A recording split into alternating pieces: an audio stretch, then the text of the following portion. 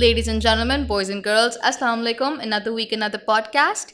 Welcome back to another episode of Beyond Balance Sheets. I am your host, Aliza Naqvi, and you are in for a treat. Today, I have a very special guest with me here. She is a CA qualified, currently working as an audit senior in EY, and she qualified within 2.5 years of her articles. A very warm welcome to Anjali. Hello. Hello, how are you doing? I'm fine, thank you. How's it going, Anjali? I have so many things to ask you and so many things to just get into. पहले तो आप ये बताएं कि you started your CA journey and उससे पहले you had a medical background. तो I just want to go straight into the basics कि भाई what was it like? What was it your own decision to start with CA and पूरी journey उसके बाद से? And ये भी mention कीजिएगा कि क्या आपको पता था कि ये इतना हेक्टिक होगा या आपकी इतनी एनर्जी यूज़ होगी इस पर? तो please let's just get straight into it. Okay, so basically मैं वो बच्चा हूँ जो बचपन से सीए के बारे में सोचते हुए नहीं आया कि मुझे बचपन से जो है सीए करना है या कुछ भी. मुझे बल्कि मैं आपको बोलूँगी इंटरमीडिएट तक मुझे सीए का नहीं पता था कि ये भी कोई फील्ड है टू एक्सप्लोर. बिल्कुल नहीं पता था मुझे. मैं वैसा बच्चा थी जो मैं अपनी सिस्टर को बहुत फॉलो करती थी. अगर ये मेडिकल में गई है तो मुझे भी मेडिकल में ही जाना चाहिए ना. तो जब मैंने इंटरमीडिएट में मेडिकल किया, मेरा इरादा तो था टू परस्यू फर्दर, बट वो पढ़ते पढ़ते मुझे एहसास हुआ कि ये मेरी फील्ड है ही नहीं.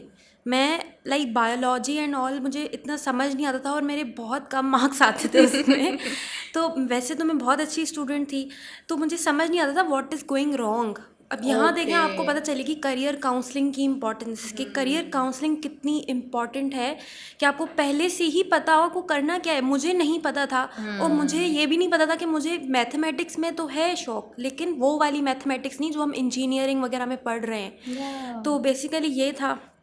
तो जब मेरा इंटरमीडिएट हो गया तो मैं फिर सोच रही थी क्या करूं. पेरेंट्स वर लाइक कि बस अब एमडी कैट में एडमिशन ले लो क्योंकि ज़ाहिर है अब मेडिकल कर लिया है. तो मैंने बोला नहीं, मुझे मज़ा नहीं आ रहा इसमें. अब इसमें मैं क्या, और मतलब मैं अगर इस पर जाऊँगी भी ना तो मुझे नहीं लगता मैं वो टेस्ट क्लियर कर पाऊँगी क्योंकि मुझे इंटरेस्ट इतना है नहीं उसमें. सो बेसिकली देन मैं बहुत परेशान थी.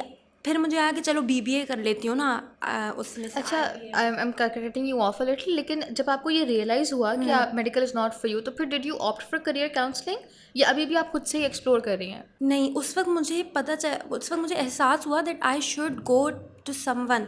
उनसे पूछूं कि भाई मतलब कि फैमिली में ऐसे होना ज़रूरी नहीं है क्योंकि फैमिली वाले थोड़े से समटाइम्स बायस हो जाते हैं. फैमिली में भी मैं गई, अपने फादर तो वो he was from IT background. उन्होंने मास्टर्स किया हुआ है तो ही वॉज लाइक आईटी कर लो, चलो आईटी में चली जाओ.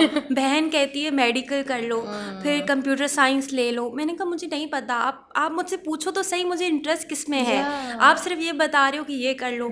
तो बेसिकली उस वक्त मेरी एक फ्रेंड होती थी, फेसबुक फ्रेंड होती थी मेरी, तो मैंने उनसे डिस्कस किया ये चीज़ अपनी कि भाई मुझे समझ नहीं आ रहा व्हाट शुड आई डू, किस तरह का मतलब मैं करना क्या चाहती हूँ मुझे खुद नहीं समझ आ रहा. तो वो खुद बेसिकली उस वक्त क्वालिफाइड चार्टर्ड अकाउंटेंट थी. तो उन्होंने मुझे बताया कि do you know about CA. मैंने कहा नहीं मुझे नहीं पता, आप बताएं मुझे. तो शी सेड दिस दैट. और ये वैसे वो कराची से भी नहीं थी ना. तो मैंने उसको बोला कि अच्छा इस तरह का मतलब हम कहाँ से, यूनिवर्सिटी जाना होगा? तो शी सेड नहीं यूनिवर्सिटी नहीं जाना होगा, ये अच्छी बात है कि तुम्हें यूनिवर्सिटी नहीं जाना होगा. तो मैंने बोला फिर किस तरह से स्टार्ट करूँ. उसने पहले तो बिल्कुल करियर काउंसलिंग की, literally that you have interest in this. मैंने कहा हाँ मुझे इंटरेस्ट तो है, मुझे ये समझ आ रहा है, मुझे बिजनेस बैकग्राउंड में भी थोड़ा इंटरेस्ट है, अबाउट लॉज एंड ऑल मुझे इंटरेस्ट है इन चीज़ों में ना. तो उन्होंने बोला then go for it. Next day मैं आई थी तबानीज़. अच्छा, नेक्स्ट डे, क्योंकि उस वक्त तबानीज़ आप सर्च करोगे ना सीए का तो आपके पास तबानीज़ ही फर्स्ट आ जाता था. मेरे पास तबानीज़ आया था. I am talking about 2017. ये 2017 की बात है, एंड ऑफ 2017 बेसिकली. तो मैंने सर्च किया सीए में तो मुझे तबानीज़ मिल गया. तो मैं नेक्स्ट डे पहुंच भी गई अपनी बहन के साथ यहाँ पे. मैं पहुंच गई, मिस ज़ैनब से मेरी मुलाकात हुई, सर हसन है यहाँ पे, उनसे मेरी मुलाकात हुई. उन्होंने मुझे पूरा गाइड किया कि आप किस तरह प्रोसेस स्टार्ट करेंगी, किस तरह आगे बढ़ेंगी, ये सब चीज़ें उन्होंने मुझे गाइड की. तो बस फिर उसके बाद नेक्स्ट डे मैं AA4 में थी, क्लासेस लेने पहुँच गई थी. हाँ, और जब मैं पढ़ रही थी AFC में थी तो इतना इंटरेस्ट आया सारी चीज़ों में. लेकिन जब तक मैंने QT स्टार्ट नहीं किया, basically QT pure maths and all, तो तब मुझे एहसास हुआ कहीं मैं गलत जगह तो नहीं आ गई, ये बहुत टफ है, ये मुझसे नहीं हो रहा. अभी AFC के स्टेज में ही मुझसे इतनी प्रॉब्लम्स हो रही हैं. तो बस फिर मैंने बोला अब मैं आ गई हूँ तो अब मुझे करना है, मुझे इंटरेस्ट है, हो ज़रूरी नहीं है कि सब कुछ चीज़ें मेरे मुताबिक हो यहाँ पे। ऑब्वियसली कुछ सब्जेक्ट्स मुझे नहीं अच्छे लगेंगे, कुछ बहुत अच्छे लग रहे थे, तो उस तरह मैंने जर्नी स्टार्ट कर दी। तो बस इस तरह 2017 के एंड में फाइनली मैं एक सही जगह पे एंटर हो गई थी, तवानीज़ में यहाँ पे। Wonderful. And I like that जैसे ही आपको समझ आया ना कि हाँ दिस इज फॉर मी, हाँ। आपने टाइम वेस्ट नहीं किया, नहीं यू जस्ट किया। Got into it and you like बस यही करना है। हाँ बिल्कुल, वही बता रही हूँ, एक दिन डिस्कस किया, नेक्स्ट डे मैं तवानीस पहुँच गई थी। क्योंकि मुझे एक एंजाइटी भी थी कहीं मैं रह ना जाऊँ, कहीं मैं पीछे ना रह जाऊँ, क्योंकि मेरी सारी फ्रेंड्स हैं वो मेडिकल में, कोई जा रही है, कोई इंजीनियरिंग में जा रही है, मुझे ये होता था कि मैं कहाँ जाऊँगी। तो आई एम थैंकफुल कि वो टाइम मेरे लिए बहुत अच्छा था, मैंने एक सही फील्ड अपने लिए डिस्कवर की थी उस वक्त। Wonderful, that is just wonderful. अच्छा, इसके बाद AFC के बाद फिर यू केम इनटू AFC के बाद फिर जब मेरा कैफ स्टार्ट, AFC मेरा फर्स्ट अटेम्प्ट में क्लियर हो गया थैंकफुली। उसके बाद मुझे और कॉन्फिडेंस आया कि मुझे जो है ना, मतलब मैं कर सकती हूँ, आगे बढ़ सकती हूँ। This is for me. हाँ, अच्छा डिसीजन है। बेसिकली अगर ये चीज़ ऐसी है कि लोग बोलेंगे AFC में क्या ही मतलब, AFC is like a start, उससे आपको कैसे पता चल गया कि आप इतनी बड़ी जर्नी कर पाओगे, ये चीज़ है। लेकिन एक कॉन्फिडेंस अगर आपके अंदर इस वक्त आ जाता है ना, आई थिंक उसके बाद आपको कोई रोक नहीं सकता, फिर there is no looking back. आप आगे, आप बोलो भाई फर्स्ट अटेम्प्ट में 4 पेपर क्लियर कर लिया, आगे भी अच्छा हो जाएगा। सो कैफ स्टार्ट किया, यहाँ पे एक 9 मंथ्स का बैच था, वो ज्वाइन किया मैंने, 3 पेपर्स दिए, 3 में से मैंने 2 पेपर्स क्लियर किए थे कैफ के। लॉ का पेपर थोड़ा मेरा रह गया था बट उससे भी मेरा कॉन्फिडेंस लूज़ नहीं हुआ। हालांकि पूरी ज़िंदगी में फ़र्स्ट टाइम मेरी जर्नी में ऐसा हुआ था कि एक पेपर मतलब थोड़े से मार्क्स से रह गया था। I got 40 marks. तो मुझे ये था कि अब मतलब मुझे लेकिन कॉन्फिडेंस लूज़ नहीं हुआ। आई वाज लाइक मैं कर लूँगी, अगले अटैम्प्ट में मैं कर लूँगी। और यहाँ पे आप अगर तमानीस की भी बात करें, यहाँ पे स्पेसिफिकली जब आपका रिजल्ट आ जाता है ना कैफ के बाद, they are like they will do anything for you. अब उनको मतलब आपको इतना गाइड करेंगे, सेशंस रखे गए स्पेसिफिकली कि भाई आप क्यों फेल हुए, क्या आपका ड्राफ्टिंग में मसला, ये वो बहुत गाइड करते हैं। बहुत मुझे गाइड किया। स्पेस मुझे तो ऐसा लगता है मैं वो तबानीस का बच्चा हूँ जो बिल्कुल तबानीस से पाल के बड़ा किया ऐसा है लिटरली। मतलब मैं और मेरी कुछ फ्रेंड्स होते थे, हम लोग का एक ग्रुप होता था, हम लोग हर वक्त सर शरीफ तबानी के पीछे, सर हमें इसमें गाइड कर, वो हमें उस तरह ट्रीट भी करते थे। एक पर्सनलाइज फीलिंग आती है यहाँ पे। अगर आप मतलब हर बच्चे का वैसे अलग होता है, कोई एक भीड़ में पढ़ना पसंद करता है, कोई कहता है मुझे पर्सनल अटेंशन चाहिए। तो यहाँ पे आपको ना वो पर्सनल, आपके यहाँ पे आज भी मैं टीचर से मिलूंगी, उनको पता है कि भाई मैं कौन हूँ, मतलब क्योंकि हम उनको इतना तंग करने का उन्होंने हमें हक दिया था कि आप मुझे तंग करो, आप तंग करोगे तो आप पास होगे, आप आगे बढ़ोगे ना, आप आए इसलिए हो, आप आए इसलिए हो। तो मुझे लगता है एक एक चीज़ में उन्होंने बहुत सपोर्ट किया। फिर उसके बाद तो लाइक ठक ठक ठक सारे पेपर्स क्लियर हो गए, सारे फर्स्ट अटैम्प्ट में क्लियर हुए। कैफ की जर्नी बहुत अच्छी रही। और एक और बात मैं बताना चाहूँगी, यहाँ पे एक बहुत प्लस पॉइंट है टेस्टिंग सिस्टम का। अच्छा, टेस्ट सिस्टम यहाँ पे इतना अच्छा है, लाइक मैं आपको मेंशन करूँगी, मैं यहाँ पे अकाउंटिंग्स का पेपर में फ़ेल हो गई थी मिड टर्म में।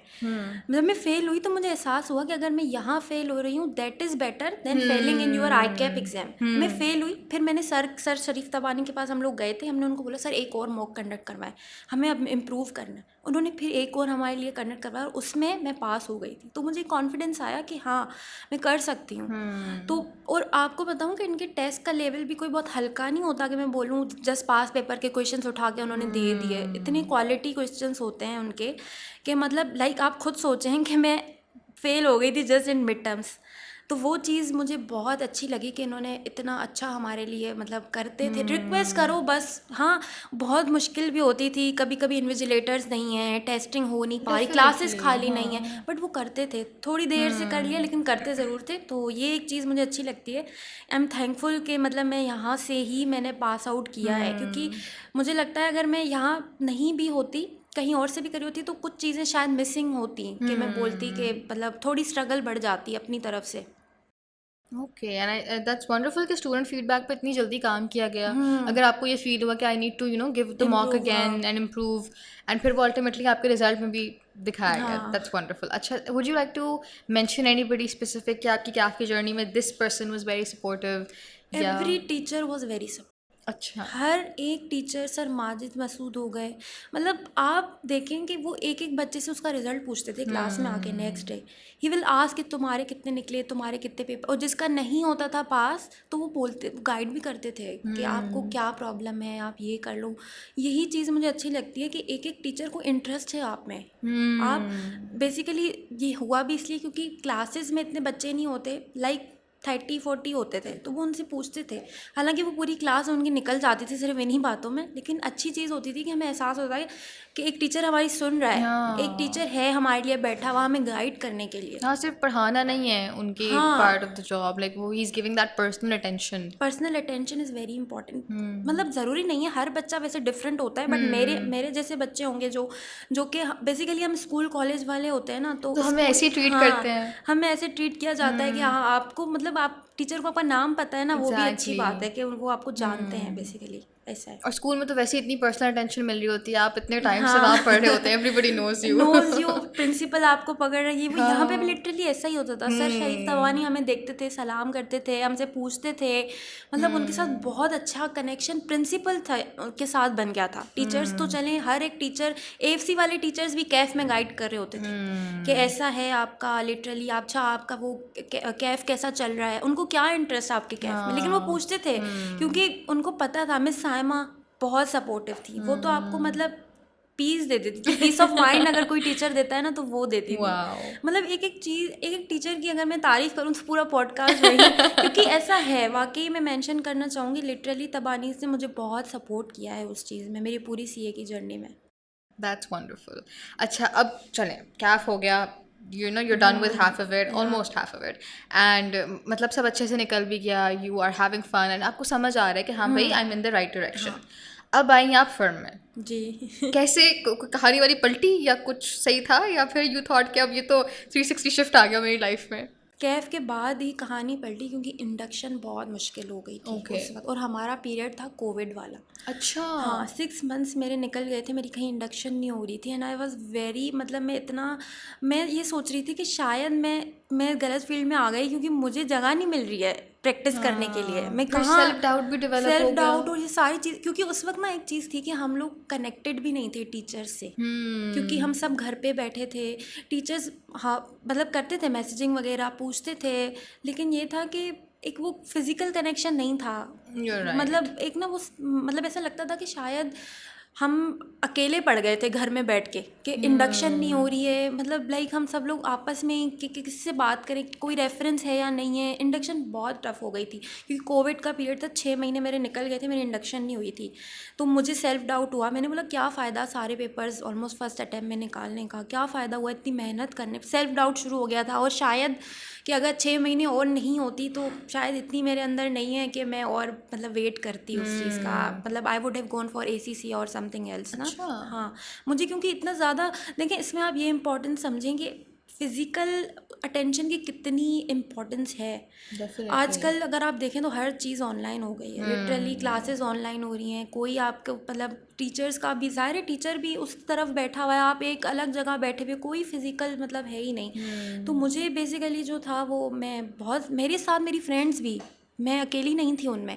तो हम लोग परेशान हो गए थे, हम लोग अपने जो हमारे चले गए थे फर्म में फ्रेंड्स, उनसे पूछ रहे थे कि भाई क्या सीन है, किस तरह होगा। लेकिन by the grace of Allah I am very thankful कि नवंबर में फाइनली मेरी इंडक्शन हो गई थी, 6 महीने बाद, मतलब 6 महीने मेरे वेस्ट हुए उसमें। ठीक है। तो जब इंडक्शन हो गई तो बिल्कुल ओवर द मून वाली चीज़ थी कि भाई चलो एक जगह अंदर तो आ गए, अब देखते हैं अब क्या है। अब मतलब फिर ना देखें, फर्म लाइफ मुझे लगता है कि इज़ टोटली डिफरेंट होती है। मतलब यहाँ से आप जब वहाँ जाते हो ना, आपको ये भी नहीं पता होता कि अगर आप एक क्लाइंट पे मीटिंग पे जा रहे हो तो आपको बैठना कैसे है, आपको ड्रेसिंग कैसी करनी है, आपको बात क्या करनी है। आप देखें कितनी कम्युनिकेशन स्किल्स का, मतलब हम स्पेशली सीए के स्टूडेंट्स में ये मसला होता है कि हमारी कम्युनिकेशन स्किल्स इतनी वीक होती हैं, क्योंकि हमें क्या आदत है, सिर्फ टीचर से डिस्कस कर लेंगे, और टीचर से भी आप इतना इनफॉर्मली हो जाते हो, इतने टाइम से जब हो तो आप इतना इनफॉर्मली हो जाते हो कि आपको नहीं अंदाज़ा होता कि मतलब एक मीटिंग, जैसे मेरा फर्स्ट क्लाइंट था, मैं मीटिंग पे गई हूँ अपने फर्स्ट क्लाइंट पे, I don't know how to dress, मतलब मुझे बात क्या करनी, मुझे एक ईमेल किस तरह लिखनी है। तो सीनियर्स तो हैं आपको गाइड करने के लिए, लेकिन आप बच्चे नहीं हो ना, आप बड़े हो चुके हो अब, मतलब ज़ाहिर है आपको कुछ तो आना चाहिए आपको, मतलब थोड़े से प्रोफेशनल माहौल में आप किस तरह बैठोगे, क्या बात करनी है। अब लिटरली आप यकीन करें कि फ़र्स्ट मीटिंग में ही मैंने ऐसे ऐसे सवाल पूछ लिए थे अपने क्लाइंट से जो कि फ़र्स्ट मीटिंग में नहीं पूछे जाते। लाइक आपको आप ये भी तो देखो आपके सामने कौन बैठा है, लाइक वो कंपनीज़ के सीएफओ बैठे हुए हैं, बिल्कुल, आपके लिस्टेड एंटिटी के सीएफओ, और इस तरह उनसे आप डायरेक्ट इतना इंटरेक्ट कर रहे हो। तो बहुत मेरे ख्याल से सीए के स्टूडेंट्स में स्पेसिफिकली लैकिंग है इस चीज़ की। ये तो है डेफिनेटली। एंड फिर आपने जब पीसीएससी किया which is now known as PPA, तो that is a hands down course, right? तो that's a hands on course. तो मुझे ये बताएं कि did that play an important role in building up your communication skills या giving you that boost in confidence, या फिर एनी स्किल सेट पर्टिकुलरली जिसने आपको हेल्प आउट किया हो? और अगर आपको ये फील होता है कि इस तरह के कोर्सेज और होने चाहिए for students who are getting into firms and उनको बिल्कुल आइडिया नहीं होता कि मतलब इट्स लाइक आप एक एंटिटी से लाइक स्टूडेंट लाइफ से निकल के you are now directly into the professional life, तो उस शिफ्ट को किस तरह से हैंडल करना है?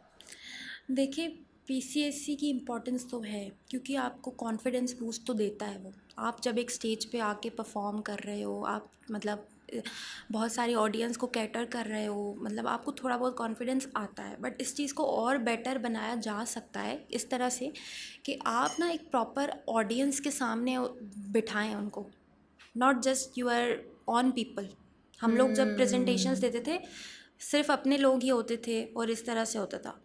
तो डेफिनेटली मैं बोलूँगी इस चीज़ की नीड तो है कि आपको पीसीएससी टाइप के और कोर्सेज करने चाहिए और थोड़ा इन डेप्थ में जाना चाहिए। ओके। बेसिक नहीं हो सिर्फ कि एक दो प्रेजेंटेशन दे दी आपने, मतलब मैं तो बोलूँगी ज़्यादा इंटरेक्शन करवाएं उनका, ज़्यादा ऑडियंस के साथ उनको थोड़ा कॉन्फिडेंस बूस्ट करने के कोर्सेज करवाएं जाने चाहिए ताकि वो उनकी हेल्प करें उस लाइफ में आके बाद में। कि जब आपको एक चीज़, जैसे फॉर एग्जांपल हम लोग होते हैं फर्म में, ऑडिट परफॉर्म कर लिया, अब रिव्यू करवाने की बारी आती है, पार्टनर्स जो होते हैं वो हाई डेजिग्नेशन पे होते हैं वहाँ फर्म में, उनके सामने आपको किस तरह बात करनी है, उनको क्या, ज़ाहिर है एक मतलब आप कॉन्फिडेंस फील करोगे ना, क्योंकि आपको पता है कि मुझे किस तरह बात करनी है। तो इन चीज़ों की इंपॉर्टेंस तो है मेरे ख्याल से, करना भी चाहिए और इन डेप्थ में करना चाहिए, ज़्यादा करना चाहिए मतलब इसको।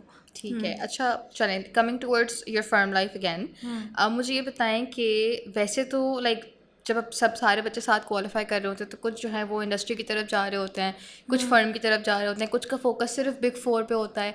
तो what was your intuition, like आपको हमेशा से फर्म में ही जाना था या बिग फोर में होना was a priority for you? And जैसे लोग कहते हैं कि चले हम और उस पर बाद में आते हैं, अभी मुझे ये बताएं कि वाज इट जस्ट कि आपने बिग फोर में ही जाना है या फिर you are open to other options as well? Okay, देखें इसमें कोई कहने में शर्म नहीं है कि ज़ाहिर है जब आप फर्स्ट अटेम्प्ट क्वालिफाइड होते हो और आपको जो है आपका एफटीएस बहुत लेटेस्ट होता है ना, तो आपके अंदर एक इंट्यूशन ही होती है कि आपको जो है बिग फोर में ही जाना है। ओके। आप मतलब एक अंदर से ही होता है यार बिग फोर ही है, मतलब बिग थ्री बेसिकली, अब तो पाकिस्तान में बिग थ्री है, तो आप कहते हो भाई बिग थ्री ही जाना है। मतलब मेरा भी सेम था, बट जब 6 मंथ्स मेरी इंडक्शन हुई I was like B category की फर्म में भी हो जाएगा तो आई वुड बी ओके। क्योंकि उस वक्त ये था कि अब मेरा करना बहुत ज़रूरी है, मेरा टाइम बहुत वेस्ट हो रहा है। क्योंकि बच्चों को आप देखें अगर बिग फोर में नहीं होती ना, they would go for second chance कि अगले 6 महीने में फिर आएगी फिर ट्राई करूँगा। अच्छा। जी, ब्रिलियंट जो बच्चे होते हैं जिनको लगता है, तो वो अपना टाइम उसमें बहुत वेस्ट कर रहे होते हैं कि हमारी बिग फोर में नहीं हो रही हालांकि देखें नीड जो होती है ना बस वो एक्सपोजर की होती है। एक नाम, बेसिकली नाम तो है, मतलब इसमें कोई वो नहीं है कि नाम नहीं है, बिग फोर का बहुत नाम है। But I think when at the end when you are a qualified chartered accountant ना, और आपके पास एक्सपीरियंस भी है, you would be considered for great opportunities. ऐसा नहीं है, मेरे खुद के जो कुछ फ्रेंड्स थे, जो कोई BDO गया, कोई GT गया, कोई B कैटेगरी की फर्म में गया, but now they are qualified chartered accountant और सब बाहर बैठे हुए हैं, बहुत अच्छी लाइक उनकी पोजीशन है, बहुत अच्छी रैंक पे बैठे हुए हैं वो। तो ऐसा नहीं है कि, हाँ हो सकता है कि समटाइम्स लिमिटेड हो जाए अपॉर्चुनिटीज़, बट क्योंकि आप क्वालिफाइड हो, आपके अंदर वो स्किल सेट आ गया है, आपके अंदर एक्सपीरियंस आ गया है ना वो, तो आपको ज़रूर अपॉर्चुनिटीज़ मिलेंगी। तो मैं यही बोलूँगी कि अगर आपको बिग फोर में नहीं होता है तो आपको अदर ऑप्शंस एक्सप्लोर करने चाहिए। मेरी तो देखिए बहुत अच्छी लक थी कि EY की इंडक्शन स्टार्ट हुई and I got selected, but हर किसी की नहीं होती है, मतलब आपको फिर ऑप्शंस ऑप्ट करने चाहिए बेसिकली। तो it's not the end of the world अगर बिग फोर में ना हो। नहीं, and not the end of the world. आप बिल्कुल देखिए, आप एक चीज़ अगर आपकी नहीं होती है ना, then work on other thing, that is your qualification. या अगर आपके पास क्वालिफिकेशन भी नहीं है और बिग फोर का एक्सपीरियंस भी नहीं है, फिर आपके लिए शायद थोड़ी लिमिटेशंस आ जाएंगी, वो भी बहुत कम चांसेस हैं उसके। तो आप जो है, आप अपनी क्वालिफिकेशन पे काम करो, जल्दी क्वालिफाई हो जाओ, तो आपको फिर एक एज मिल जाएगा ना कि यू, अगर दो बच्चे हैं फॉर एग्जांपल इंटरव्यूअर के सामने, एक है जो बिग फोर का है but he is not qualified, एक जो है वो क्वालिफाइड का है but he is not big four like big 10 या बिग 20 का है, तो वो आई थिंक मेरे ख्याल से तो ही वुड गो फॉर कि मुझे क्वालिफाइड बच्चा चाहिए, है ना। तो देखें ये चीज़ें इस तरह से हैं। बाकी आपने जो पूछा कि इंडस्ट्री और फर्म में, तो मेरी देखिए वो मेरी प्रायोरिटी फर्म इसलिए थी क्योंकि मुझे हमेशा से प्रैक्टिस पे ही जाना था। ओके हाँ, मुझे एक्सपोजर ज़्यादा चाहिए था, मुझे प्रैक्टिस में ही जाना था, ऑडिट प्रैक्टिस में जाना था बेसिकली, तो इसलिए मैंने फर्म चूज़ की। लेकिन अगर किसी को है मुझे प्रैक्टिस, किसी को एक्सपोजर, देखिए इंडस्ट्री भी आजकल बहुत एक्सपोजर दे रही है डेफिनेटली। मतलब मैं ये नहीं बोलूँगी कि इंडस्ट्री में आप एक ही जगह मैनुअल काम कर रहे हो, ऐसा नहीं है। बहुत अच्छी अच्छी इंडस्ट्रीज़ का ऑप्शंस हैं। हमारे टाइम पे तो इतने ऑप्शंस भी नहीं थे। लाइक 2-3 बड़ी बड़ी इंडस्ट्रीज़ थी, सिर्फ PTCL थी आई थिंक, और एक और इंडस्ट्री थी नेस्ले थी। तो अब तो बहुत ज़्यादा, मतलब हर आए दिन मैं देख रही होती हूँ कि कोई ना कोई इंडस्ट्री को ICAP ने जो है एसोसिएट कर लिया होता है। तो अब ऑप्शंस हैं, तो आप ऑप्ट करो, आप वहाँ पे भी एक्सपोजर ले सकते हो। एट द एंड अगर आप क्वालिफाइड चार्टर्ड अकाउंटेंट हो, आपके पास इंडस्ट्री का भी एक्सपीरियंस है, तो आप it doesn't matter, it doesn't matter, और आराम से आप CFO भी कहीं कभी ना कभी बन ही जाएंगे। Long term goal. हाँ, चलें, अच्छा मुझे ये बताएं कि is there a myth attach to it, like अगर हम फर्म्स की बात करें तो do you agree with it कि रेफरेंस चाहिए होता है या रेफरेंस बहुत ज़रूरी है, या फिर it's just a myth attach to the firms? I think it's a myth. देखें अगर 100 बच्चे एक फर्म ले रही है ना, तो सिर्फ 2 या 3 बच्चे होते हैं जो सिर्फ रेफरेंस के थ्रू आ रहे होते हैं, और वो भी सिर्फ रेफरेंस में ना इंटरव्यू की सीट तक बैठेंगे।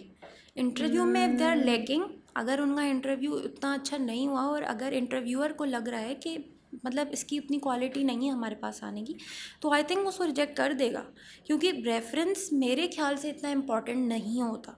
मैं खुद अपनी बात करूँ, 6 महीने मेरी इंडक्शन नहीं हुई थी, बट मेरा कोई रेफरेंस भी नहीं था। उसके बाद EY में मेरी हो गई इंडक्शन। तो मेरे साथ और भी मेरी फ्रेंड्स हैं।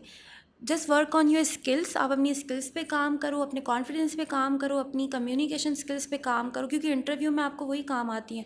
और डेफिनेटली मैं बोलूँगी कि देखिए रेफरेंस ऐसा नहीं है कि बिल्कुल है ही नहीं, मतलब ज़ाहिर है रेफरेंस से भी कुछ बच्चे आते हैं, मतलब, लेकिन मैं बोलूँगी 2% और 1% वो बच्चे होते हैं। 98% ना आपके पास चांस है, अपने आप को प्रूव करो और आपकी इंडक्शन हो सकती है फिर आप। ठीक है। एंड उसके अलावा जो जैसे फर्म में इंडक्शन हो जाती है एंड उसके बाद you have to clear your exams within the articles as well, तो उसमें भी मैंने अक्सर ये देखा है कि कुछ बच्चे का तो बिल्कुल ही there focus towards working in the firm and काम सीखने में फोकस कर रहे होते हैं एंड इतनी ज़्यादा एग्ज़ाम को प्रायोरिटी नहीं दे रहे होते। तो what would you suggest, like मैंने ये देखा है कि कुछ या तो बिल्कुल ही एग्ज़ाम फोकस्ड होते हैं या फिर कुछ बिल्कुल ही देर फोकसिंग ऑन वर्किंग एंड इतना पेपर्स पे नहीं ध्यान होता। तो इस चीज़ को बैलेंस करना एक तो, और इसको आपने कैसे टैकल किया? लेकिन बैलेंस करना बहुत इम्पॉर्टेंट है, क्योंकि एक ये भी चीज़ नहीं चलेगी कि आप सिर्फ काम पे फोकस करें और एग्ज़ाम्स, मैंने आपको जैसे बताया कि एट दी एंड आपको क्वालिफाइड, आपकी कोशिश होनी चाहिए आप क्वालिफाइड बन के निकलो 3.5 ईयर्स में, कोशिश होनी चाहिए। हो सकता है डिफरेंट फैक्टर्स प्ले कर रहे हो, आप नहीं भी हो सकते हो, तो आपके पास टाइम है, बट आपकी कोशिश होनी चाहिए पूरी पूरी। लेकिन बिल्कुल भी आपको फिर पढ़ाई पे फोकस नहीं करना चाहिए, क्योंकि काम सीखना भी बहुत इंपॉर्टेंट है। अब देखिए मैं आपको एग्जांपल दूं, अगर एक बच्चा है, अगर वो सिर्फ ये सोच के आ रहा है कि first I have to clear my exams and then, तो वो फिर क्या करेगा, 2 साल तक सिर्फ उसी चीज़ में फोकस करता रहेगा, और जब 2 साल बाद फॉर एग्जाम्पल वो क्वालिफाइड हो गया, तो वो फर्म आएगा, तो फर्म में जो मैनेजर्स हैं वो उसको वो अपॉर्चुनिटी नहीं देंगे जो एक 2 साल वाले बच्चे को मिलनी चाहिए। Like you should be leading engagements, you should be leading clients, लेकिन उस वक्त भी वो एक जूनियर वाला काम कर रहा है, तो आपकी तो फिर कोई ग्रोथ ही नहीं हुई ना, वर्क लाइफ में तो आपकी कोई ग्रोथ ही नहीं हुई। और सिमिलरली अगर हम वाइस वर्सा देखें कि एक बच्चा जो सिर्फ काम पे फोकस करे जा रहा है, पेपर्स उसके रहते जा रहे हैं, तो एट द एंड फर्म्स फिर उस पर आ जाती हैं कि अब मतलब फर्म भी फिर आपके लिए कुछ नहीं कर सकते। फर्म बोलेगी देखिए आप क्वालिफाइड तो है नहीं, तो हम आपको वो मैनेजर या सीनियर मैनेजर्स के रैंक्स नहीं दे सकते आपको। तो एक वो चीज़ होती है मेरे ख्याल से कि उसमें बैलेंस इज़ वेरी इंपॉर्टेंट। मैं अगर अपनी बात करूँ तो देखिए मैंने हमेशा बैलेंस किया है। मैं वो बच्ची नहीं हूँ जो बोलूँगी कि मैंने कभी लेट सिटिंग नहीं की, मैं वो देखिए लेट सिटिंग होती है, सीज़न होता है, लिस्टेड एंटिटीज़ की डेडलाइंस बहुत स्ट्रिक्ट होती हैं। लाइक आपको विद इन 20 डेज़ पूरा ऑडिट ख़त्म करना है, तो आप कैसे मैनेज करोगे? और तो मेरे हिसाब से उसमें बैलेंस आप ये रखें, जैसे हमारे पास 6 मंथ्स होते हैं तो आप शुरू के 4 मंथ्स जो होते थे ना, मैं अपने काम पे फुल फ्लैश फोकस करती थी, बस अपनी क्लासेस लेती थी बस। अगर मैं घर आ रही हूँ 10 बजे या 11 बजे भी ना, तो फ्रेश होके 12 से 2 बजे तक मैं अपनी क्लास लेती थी एंड देन फिर मैं सो जाती थी। सुबह फिर आप 9-10 बजे ऑफिस जा रहे हो, फिर आपके रूट, क्योंकि ये देखिए, और एक और बात बताऊंगी कि हर बिजी सीजन के बाद ना एक महीना आता है जो बहुत ठंड वाला टाइम होता है। Like you have clients but वो प्राइवेट एंटिटीज़ होती है। प्राइवेट एंटिटीज़ का बेसिकली ये होता है, उनके पास बहुत टाइम होता है ऑडिट के लिए। ओके। लिस्टेड के पास नहीं होता क्योंकि वो बहुत रेगुलेशंस होती हैं वहाँ Yeah. पे, तो वो आपको टाइम मिलता है स्पेयर। उसमें मैंने खुद अपने फर्म के बच्चों को देखा, वो उसमें भी टाइम वेस्ट कर रहे होते हैं। जब आप टाइम वेस्ट करोगे ना, फिर don't complain at the and कि फर्म ने मुझे तंग किया, मैंने इसलिए पेपर्स नहीं निकाले। फर्म आपको हर तरह से सपोर्ट करेगी। फर्म अगर आपको बिजी सीजन में फुल यूटिलाइज करी है ना, तो वो जो सीज़न नहीं होगा ऑफ सीज़न, वो आपको टाइम भी देगी पढ़ने के लिए। लिटरली हमारे मैनेजर्स ने मुझे सपोर्ट किया है।